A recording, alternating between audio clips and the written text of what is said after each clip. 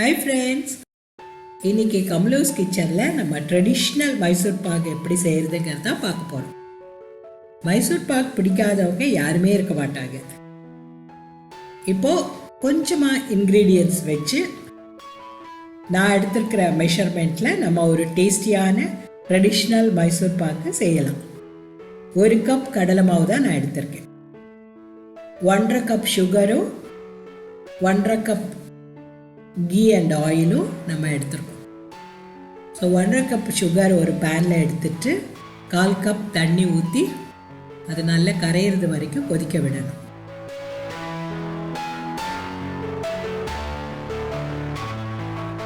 அது கொதிக்கிறதுக்குள்ள நம்ம 1 கப் நெய்யும் 1/2 கப் எண்ணெயும் எடுத்து மிதமான சூட்டில் சூடு பண்ணி வச்சுக்கலாம். ஸோ இப்போ சுகர் சிரப்பில் அழுக்கு இருந்ததுன்னா 1 டீஸ்பூன் பால் ஊற்றினா நமக்கு அந்த அழுக்கெல்லாம் மேலே வந்துடும். ஆனால் இந்த சுகரில் அவ்வளோவா அழுக்கு இல்லை, பட் இருந்ததுன்னா நீங்கள் அதை மேலே இருந்து அப்படியே எடுத்து ரிமூவ் பண்ணிடலாம். ஸோ இது ஆல்மோஸ்ட் 1 thread கன்சிஸ்டன்சி வரணும். வந்ததும் நம்ம ஜலிச்சு வச்ச 1 கப் கடலை மாவை அதில் கொஞ்சம் கொஞ்சமாக போட்டு கட்டி இல்லாமல் கிளறணும். அடுப்பை லோ ஃப்ளேமில் வச்சுக்கலாம் நம்ம.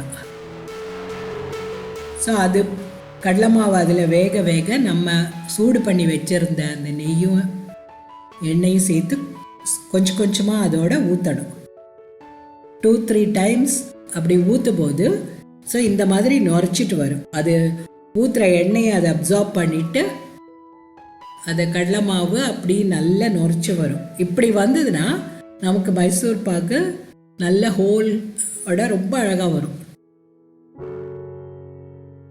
ஸோ 2-3 தடவை நீங்கள் கொஞ்சம் கொஞ்சமாக அது எண்ணெய் ஊற்றி அது கிளறலாம். ஃப்ளேமை லோவாக வச்சுக்கோங்க. உங்களுக்கு கான்ஃபிடெண்ட்டாக இருக்கணும்னா லோவாக வச்சு பண்ணினா அடிப்பிடிக்காது. அண்ட் அது கிண்டிகிட்டே இருக்கணும் நம்ம. ஸோ இந்த மாதிரி கிண்டிட்டு அது கெட்டிப்படும். கொஞ்சம் நேரத்தில் பேனில் இருந்து அப்படியே ஒட்டாமல் ஒதுங்கி வரும்.